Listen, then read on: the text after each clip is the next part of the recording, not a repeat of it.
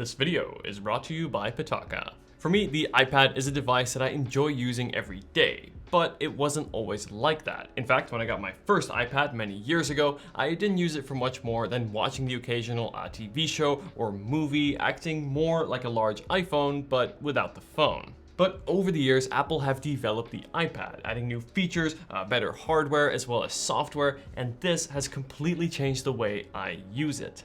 Where today the iPad has a strong list of use cases in which it truly excels, and that's exactly what I want to talk about today, sharing with you my top use cases for the iPad and how you can get the most out of this powerful tool.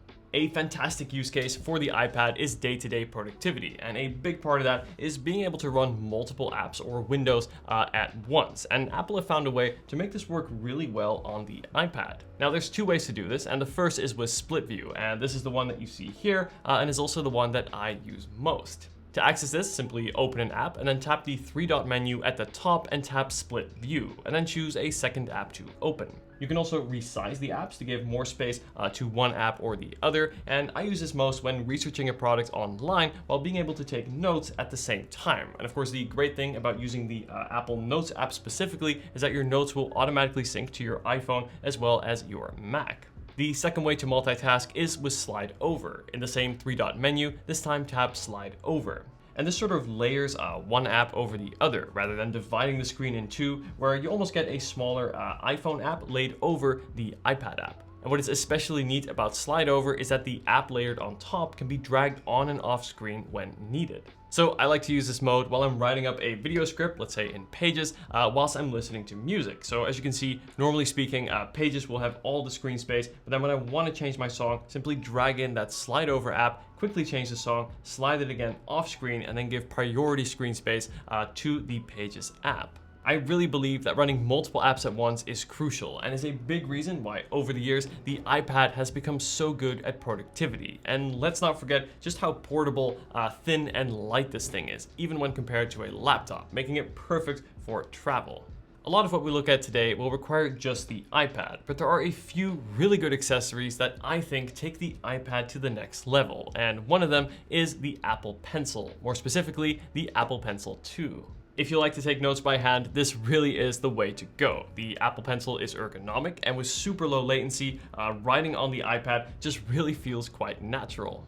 When you write or draw on the iPad, this Apple Pencil specific menu comes up on the display, and this lets you change the brush types and even use tools like a ruler. Whether you're a student in class or in meetings at work, there's just something effortless about handwritten notes, and this also allows you to quickly add things like a sketch or a table just drawn by hand. Now there's many great notes apps out there, but personally I actually just use the standard Apple Notes app. It is free, pre-installed on your iPad, and actually surprisingly feature rich and is a great place to start. But I would say my main use case for the Apple Pencil is editing photos in Lightroom, and this is an example where not only can the iPad do what my Mac can do, but it actually does it better. Using the Apple Pencil to mask areas of a photo or make fine adjustments is just easier than with a mouse, and also feels more intuitive to simply tap right where you want to make the edit. In fact, most of my video thumbnails are edited right on the iPad using the Apple Pencil.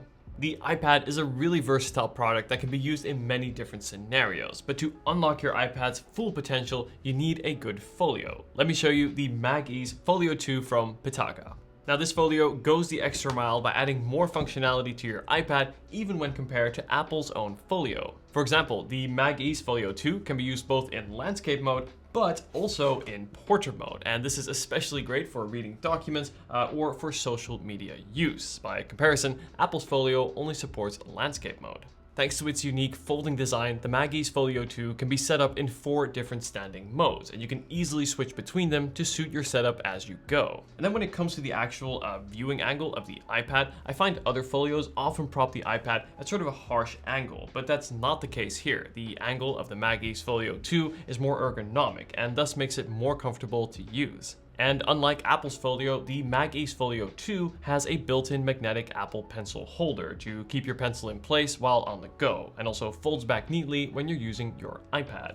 Combining the strong magnets and the premium PU leather feel, the MagEZ Folio 2 is sturdy, not just when set up, but also when folded down to protect your iPad.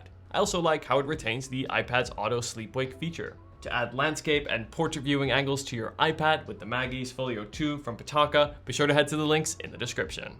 Now, if you're getting an iPad, chances are it's too late. You're already in the Apple ecosystem. No, but the iPad does work really well alongside your other Apple devices. For example, you can actually use it as a wireless secondary display for your Mac. To do this, just place it next to your Mac and then choose a window on your Mac and hover over the green bubble and click Move to iPad. Voila, you've now got a two-screen setup for your Mac. From there, just move the mouse cursor from your Mac over to your iPad and it will automatically jump over to control the window on your iPad. Apple call this magic, lame I know, but the tech sure is not.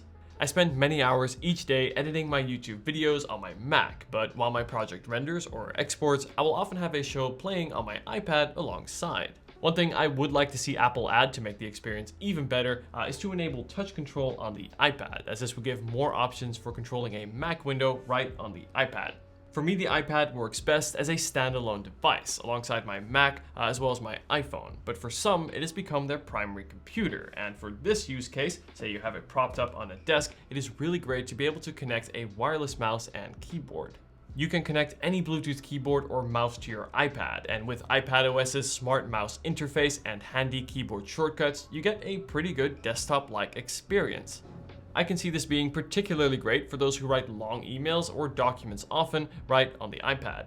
And then for travel, there's a range of keyboard folios for the iPad that you can buy. In fact, I've already reviewed Apple's Magic Keyboard, and while it does the job well of adding a keyboard and trackpad, it is expensive. I think too expensive.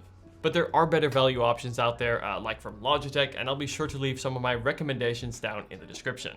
These days, more than ever, we do video calls, whether it be for work or with family and friends. And here too, the iPad really excels, and primarily thanks to having Center Stage. Now, Center Stage is a feature that will sort of smoothly move the camera with you to keep you in frame as you move around the room. This is also great if you're having a group call where it will keep everyone in frame and then shift focus depending on who is talking. Video calls will never replace in-person communication, but features like Center Stage do make the experience more pleasant. Plus, if you have an iPad with a folio, it is so easy to set up and just place anywhere in the room and start your call. And finally, we've come full circle. Remember when at the start of the video, I said I mainly used my first iPad for watching videos? Well, the iPad is still great for that too. Of course, now with all the other use cases that we talked about as well. Whether on the sofa, in bed, or on a plane traveling to Spain, the portable and lightweight form factor of the iPad makes it so comfortable to hold and use for many hours at a time. Whether you're watching YouTube videos, TV shows, or reading ebooks and articles, the excellent display on the iPad is stunning, and the long battery life means it will more than likely last the entire flight. Fun fact, you can actually charge your iPhone using the iPad, though it's a pretty expensive battery pack. So I hope that gives you a better idea of not only what the iPad is capable of, but also how I use it day to day and how it can fit into your life. Let me know if you have any questions at all, guys. As always, I will leave all the purchase links down in the description. If you haven't seen them yet, I highly recommend watching my iPad first 10 things to do video to help optimize your settings to get the most out of the performance, features, and battery life. And I also have a proper iPad buyer's guide in which I compare all iPad models from the Air to the Pro to the 10 so you can find out which model is best for you. Thanks again for watching, guys, and I'll see you in the next video. Take care.